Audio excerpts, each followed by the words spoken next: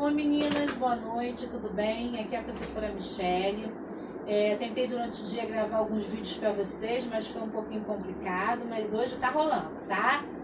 Tô com saudade e espero que esse período acabe logo para a gente poder se encontrar o quanto antes, tá bom, meus amores?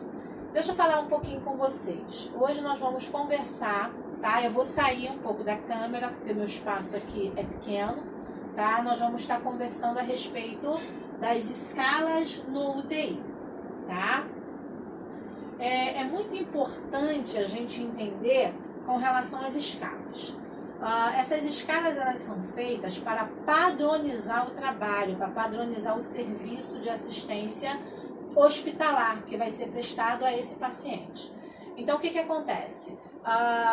Esse paciente passa por sedação, tá? Ele passa por analgesia, ele é entubado, ele vai para ventilação mecânica e a partir daí ele precisa de avaliações periódicas, até para se estabelecer qual grau, né, de complexidade, qual grau crítico do estado clínico desse paciente. Então, o paciente sedado, ele encontra-se em um estado de depressão do nível de consciência, induzido por fármacos, com perda total ou parcial da responsividade aos estímulos externos, de acordo com as doses administradas. O que isso objetivamente quer dizer? Que o nosso paciente está sedado, tá? Então, a sedação contínua é muito importante para obter maior sincronia do paciente com o ventilador mecânico, para evitar o aumento no consumo de oxigênio pelo miocárdio, para prevenir extubação acidental, para proporcionar descanso para a musculatura respiratória, satisfazer as necessidades anestésicas e ansiolíticas, dentre outras funções. Então vamos entender. O paciente, quando está em estado crítico, ele precisa que a sua oferta de oxigênio seja o suficiente para manter todos os seus sistemas funcionantes. Então, quando eu tenho um paciente crítico, sedado, eu estou mantendo o seu sistema nervoso central, que é o seu sistema neurológico, e estou mantendo o seu sistema nervoso, o seu sistema cardiovascular, que é a parte circulatória. Em contrapartida, eu tenho também a função renal, que faz o equilíbrio das duas partes aí. Show de bola? Até aí? Tá? Então, é necessário que eu tenha uma forma de estar avaliando esse paciente. Show? Vamos lá. Nossa primeira escala é uma escala muito utilizada pela enfermagem. Nós chamamos de escala de coma de Glasgow. É uma escala de avaliação neurológica, tá? O objetivo dessa escala é registrar o nível de consciência de uma pessoa para a avaliação inicial e contínua após um traumatismo craniano. Geralmente a escala de Glasgow acontece quando acontece um TCE, traumatismo crânioencefálico, tá? Então, a partir desse TCE é feito essa escala com interpretação e classificação.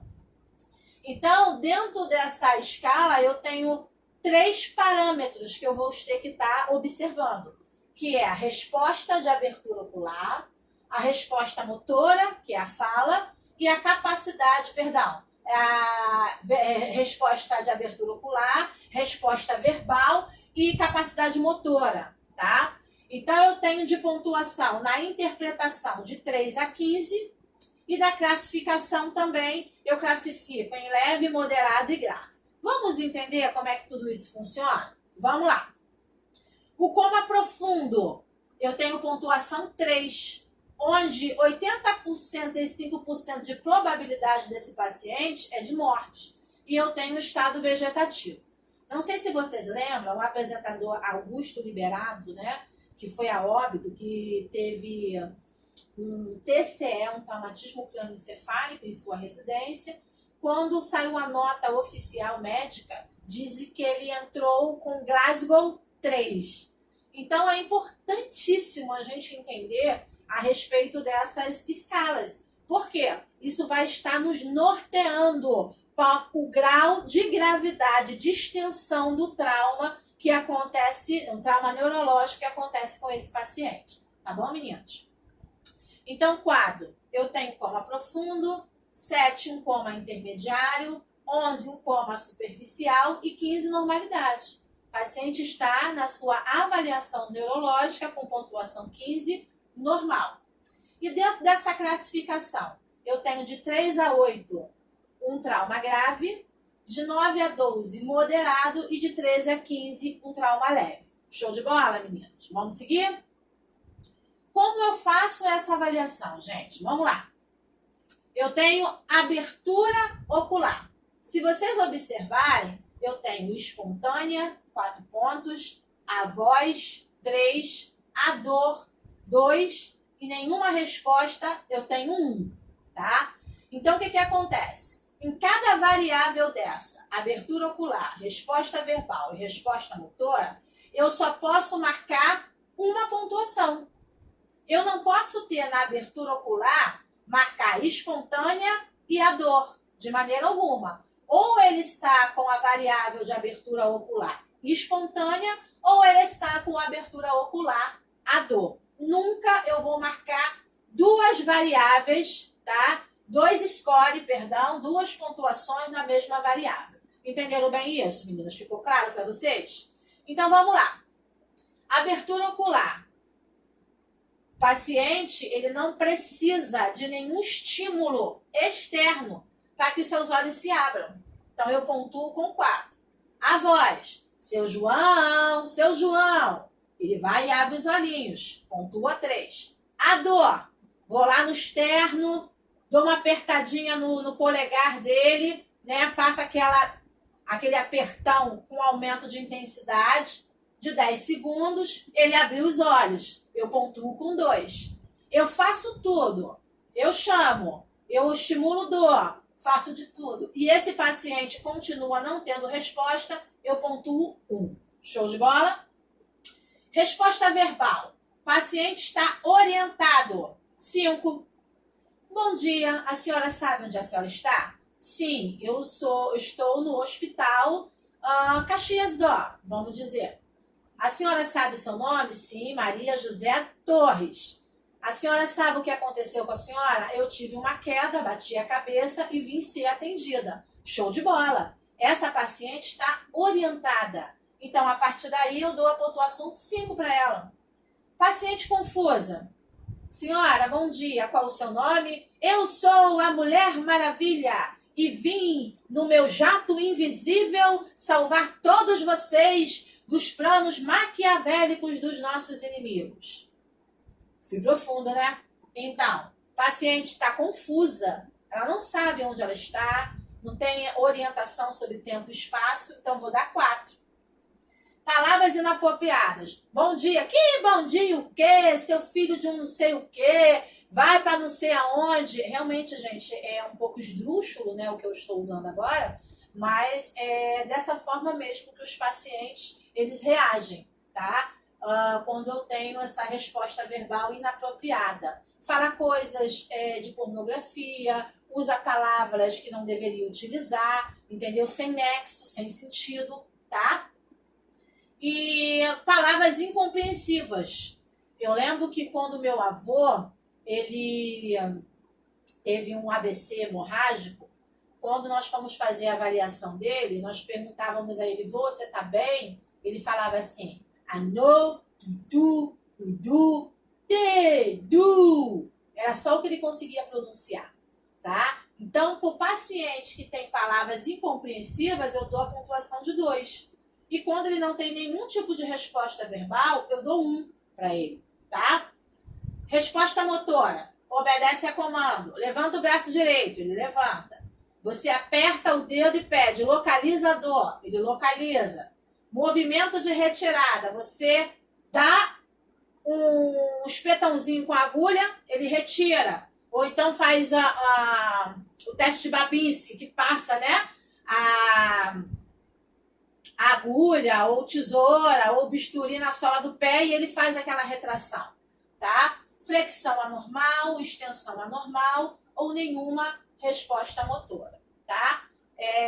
Flexão anormal é quando ele não consegue alcançar, tá? A extensão anormal é quando ele não consegue alcançar o objetivo. A flexão é quando ele não consegue flexionar, tá, efetivamente da forma necessária. Show de bola? Então vamos lá.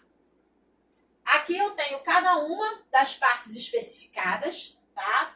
Eu tenho a abertura ocular espontânea, quando se abre os olhos sem necessidade de estímulo externo. Ao som, quando abre os olhos, quando é chamado. A pressão, paciente abre os olhos após pressão nas extremidades dos dedos, aumentando progressivamente a intensidade por 10 segundos. Ausente, não abre os olhos, apesar de ser fisicamente capaz de abri-los. O que isso quer dizer? Fisicamente capaz de abri-los.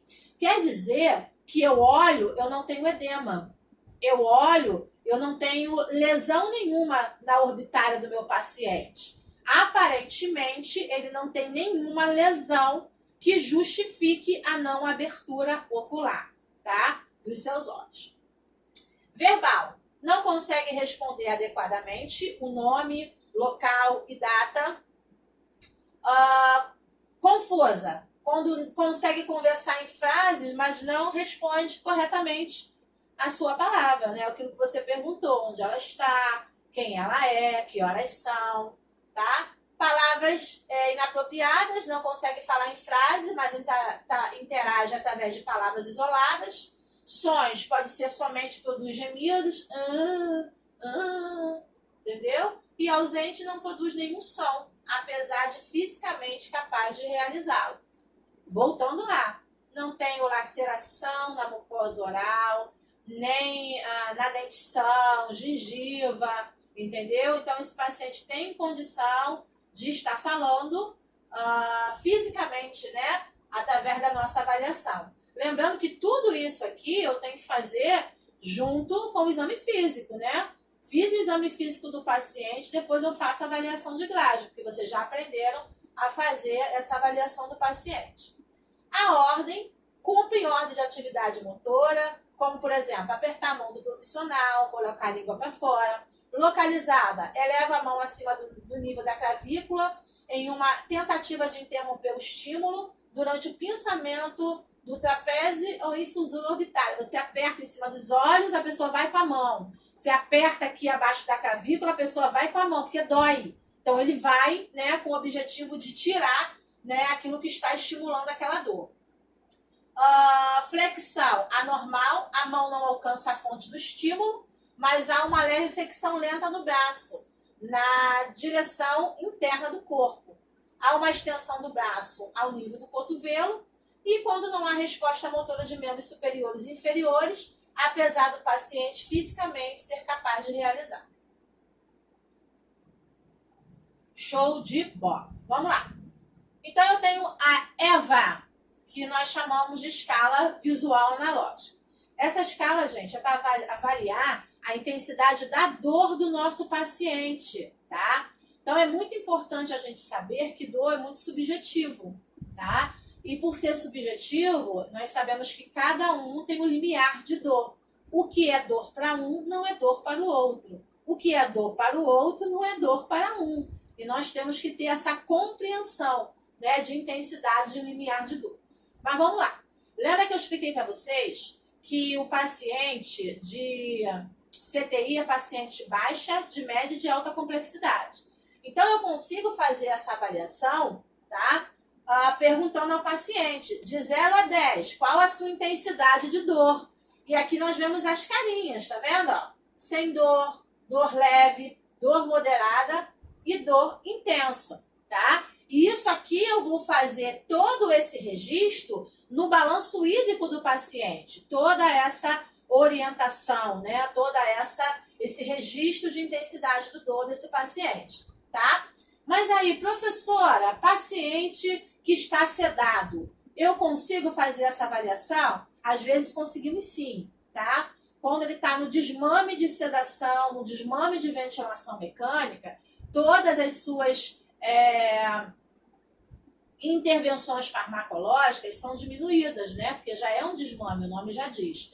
Então, esse paciente, ele pode começar a ter face de dor, tá? E nós precisamos ter o conhecimento da escala para que a gente venha aplicar o cuidado necessário para ele, um SOS no caso de medicação. tá?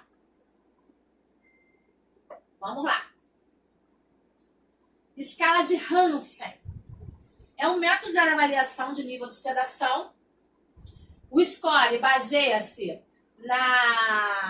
em critérios clínicos para classificar o nível de sedação, seguindo a numeração de 1 a 6 para graduar a ansiedade e a agitação.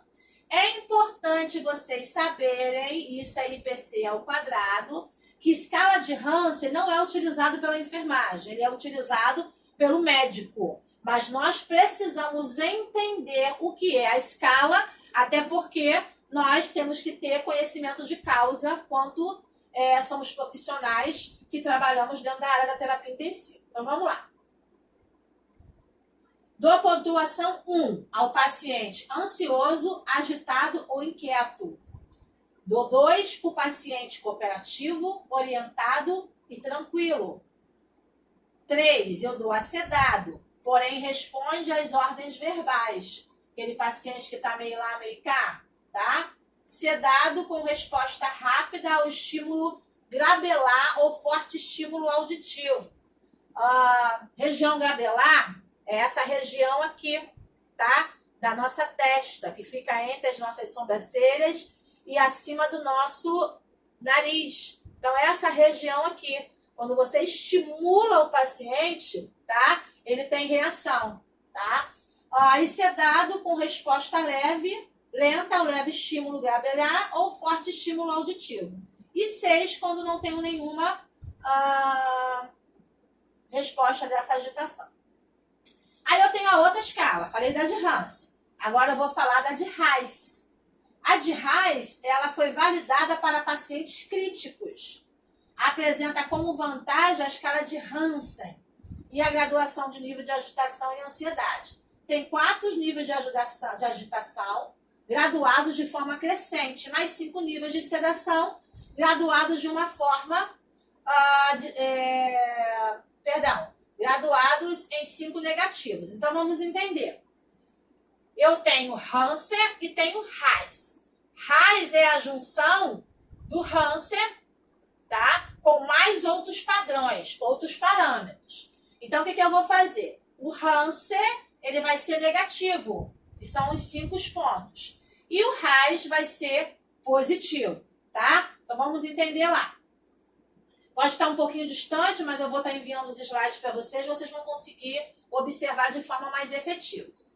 Então, olha só. Eu dou mais 4, o paciente combatido, francamente combatido, violento, levando a perigo imediato da equipe de saúde.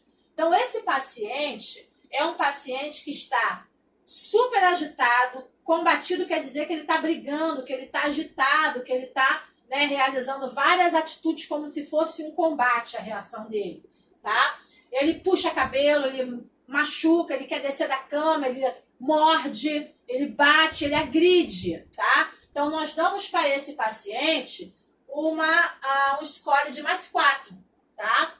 Mais 3 eu dou para um paciente muito agitado, agressivo, quer arrancar tubo, quer arrancar catéteres, aí quer tirar a sonda nasogástrica, sonda nasointeral, quer tirar catéter vesical. E mais 2 para um paciente agitado. Ele está agitado, mas ele não está agressivo, não está tentando tirar nada, tá? Quando esses movimentos não intencionais frequentes, ele briga com o respirador se estiver em ventilação mecânica, tá? Mais 1 para o paciente que está inquieto, ansioso, mas não agressivo. E 0 para o paciente que está alerta e calmo, tá? Aqui eu já tenho a classificação de Hansen. -1, torporoso, não completamente alerta, mas mantém os olhos abertos e contato ocular ao estímulo verbal por aproximadamente 10 segundos. Esse paciente, ele não está completamente alerta, mas você consegue um contato visual, ele te olha rapidamente, né? Aí eu dou para ele -1.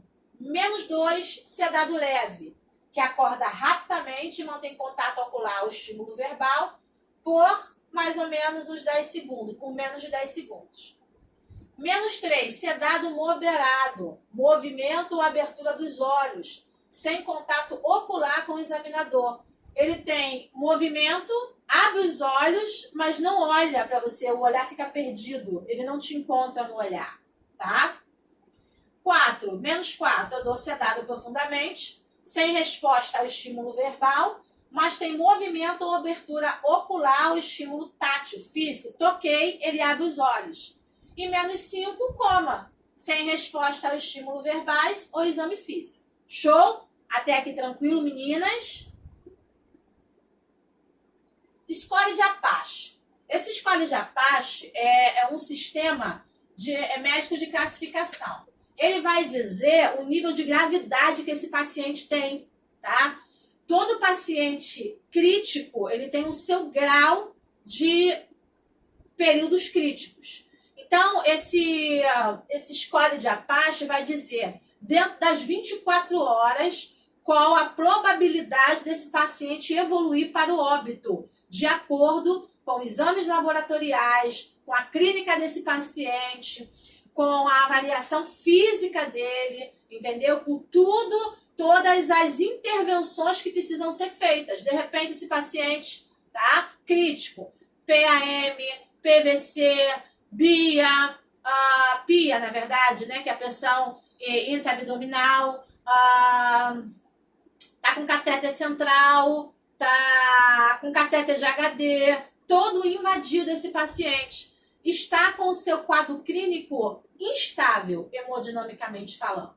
Então, o médico ele faz uma avaliação para saber tudo que ele pode fazer por esse paciente de intervenção para que ele não tenha uma piora e em 24 horas não chegue ao óbito, tá?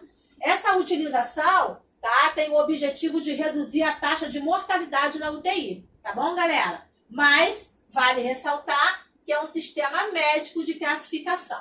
Show de bola, meninas? Vamos lá. Essa escala aqui é muito importante, que é uma escala muito utilizada na enfermagem. Nós chamamos de escala de Braden. Essa escala de Braden, tá, é muito utilizada para medir o risco dos pacientes críticos de desenvolverem lesão por pressão. Inclusive, a lesão por pressão vai ser a nossa próxima aula, a aula da semana que vem, tá? Então, deixa eu falar com vocês. Paciente de terapia intensiva, como eu já havia dito. Deixa eu entrar na frente aqui um pouquinho. Temos paciente de baixa, de média e de alta complexidade.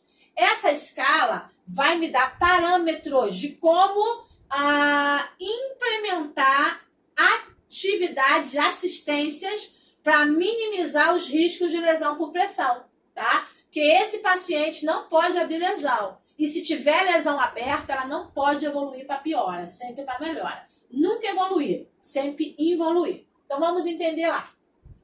Cada característica é testada e pontuada de 1 a 4, sendo maior quanto mais positivo for o estado do paciente. A soma total de todos os fatores analisados resultará em um número entre 6 e 23, que indicará o estado da lesão e quais práticas devem se seguir a essa avaliação, tá? Então vamos lá entender como é que funciona. Eu tenho o tratamento de acordo com a intensidade da escala. Eu tenho aqui risco baixo de 15 a 18 pontos. Então eu tenho um cronograma de mudança de decúbito, otimização da mobilização, proteção do calcanhar, manejo da umidade, nutrição, fricção e cisalhamento, bem como o uso de superfície de distribuição de pressão. Show! Aqui eu tenho um tratamento para baixo risco. Então vamos lá, entender o que é esse tratamento para baixo risco? Vamos lá. Cronograma de mudança de decúbito. Dentro do CTI, nós temos o que nós chamamos de relógio de Cabala, que é o relógio que tem as 12 horas. Mas a mudança de decúbito, ela acontece de 2 em 2 horas no CTI. Então, vamos lá? 12 horas, decúbito dorsal. 2 horas, decúbito lateral direito. 4 horas, decúbito lateral esquerdo. 6 horas, DD, decúbito dorsal. 8 horas, decúbito lateral direito. 10 horas, decúbito lateral esquerdo. 12 horas, decúbito lateral, decúbito dorsal, DD, tá? Então, eu preciso fazer um cronograma de mudança de decúbito, seguindo o meu relógio da Cabala, o nome que se dá, tá bom? Eu vou otimizar a mobilização desse paciente. Como é que é essa otimização? Eu preciso entender se esse paciente ele é totalmente imóvel ou se ele tem mobilidade. Então, como é que eu faço isso? Nós, né, na nossa casa, nós já temos o hábito, às vezes, de deitar e de sentar numa posição só. Nós temos vícios posturais. E esses vícios fazem com que você venha, às vezes, a lesões quando eles são levados para dentro da terapia intensiva.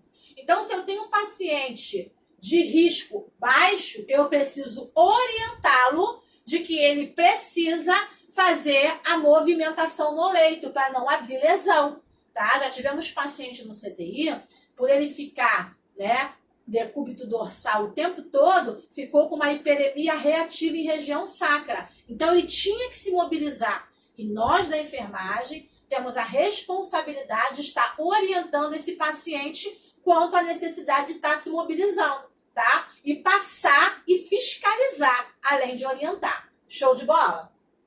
Proteção de calcanhar, é muito importante isso, tá? Pegar aqui uma touquinha para vocês. Então, vamos lá. Vamos supor que isso aqui seja um lençol. Vou fazer um rolinho no meu lençol. Esse aqui é o pezinho do meu paciente. Vou botar aqui, ó, antes do pezinho do meu paciente, tá? Da região que nós chamamos, né, de batata da perna. Podemos dizer que o pé desse paciente vai ficar aqui, ó, livre de contato direto com o colchão, tá? Manejo da umidade, a nutrição desse paciente, fricção e cisalhamento, tá? E bem o uso de superfície com redistribuição de pressão. Quando a gente redistribui a pressão, o que a gente usa? Colchão reto? Simples, comum? Não. Eu preciso de um caixa de ovo, ou que nós chamamos de colchão piramidal, né? Que é o vulgo caixa de ovo. E nós usamos também o colchão pneumático, que ele se enche, fica parecendo uma colmeiazinha. E o ar, a pressão ela é redirecionada e o ar consegue transitar no meio ali, dando uma umidade maior a esse paciente. Show de bola? Então, eu tenho risco moderado, de 13 a 14 pontos. Vou continuar com as intervenções de risco baixo, que são todas essas, e vou fazer a mudança de decúbito com posicionamento a 30 graus. O que eu boto o paciente? Cabeceira semi-elevada, semivona. Aí eu tenho um risco alto. Vou continuar com essas, ainda vou fazer a mudança de decúbito frequente e utilização de coxins de espuma para facilitar a lateralização a 30 graus, tá? Então vamos lá, gente. Quando eu uso coxins em proeminências, ósseas. Região escapular, essa região, que é assim, a asinha do braço. Região occipital, auricular, que eu preciso colocar proteção. Região trocantar, região sacra e calcâneo do paciente, onde eu preciso estar colocando coxins para proteger essas áreas. É muito importante a gente entender esses coxins. Cada instituição vai te disponibilizar um coxim diferenciado. Então, vamos começar. Existem unidades particulares que vão te dar coxins de gel, aí você pode colocar a boia na região sacra, vão te oferecer coxins que são aqueles froquinhos, né, aquelas bolinhas de espuma que o ar circula, com um tecido impermeável, né, que permite toda essa passagem de ar, né, deixar aquela região ali sem abafar, né, respirando aquela pele, tá? E eu vou ter também os coxinzinhos feitos com lençóis, vou ter coxins com luva estéreo cheia de água, né, que ajuda também, minimiza bastante e auxilia nessa prevenção de quê? De lesão por pressão. Porque a escala de Braden é escala que vai impedir de que se abra a lesão. Você vai fazer o controle da lesão por pressão, tá? E eu tenho aqui muito alto risco, que é igual ou maior que 9. Vou continuar todas essas intervenções. Vou utilizar a superfície, tá? com pequena perda de ar, se possível, e manejo de dor. Nesse estágio, o paciente já tem mobilidade comprometida, nutrição comprometida, tem um estado clínico totalmente instável. Então, eu preciso que esse paciente tenha um manejo de dor. De repente, ele está sentindo dor na mobilidade, dor por conta da lesão, dor por conta da patologia, e eu tenho que estar atento a isso. O que é válido ressaltar? Tá? Cada paciente precisa de uma sistematização individualizada. O que isso quer dizer? O que vale para João não vale para Maria. O que vale para Maria não vale para Joaquim. Eu preciso fazer uma avaliação individual de cada paciente. Porque a partir dessa avaliação, eu consigo fazer a implementação da assistência adequada para ele. Show de bola? Vamos lá entender um pouquinho como é que funciona a escala de Braden.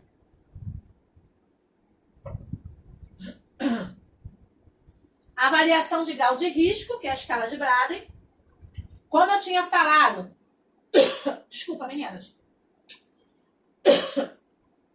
Como eu tinha falado na escala de Glasgow, eu não posso ter em nenhuma variante dessa duas pontuações marcadas, tá? Somente uma.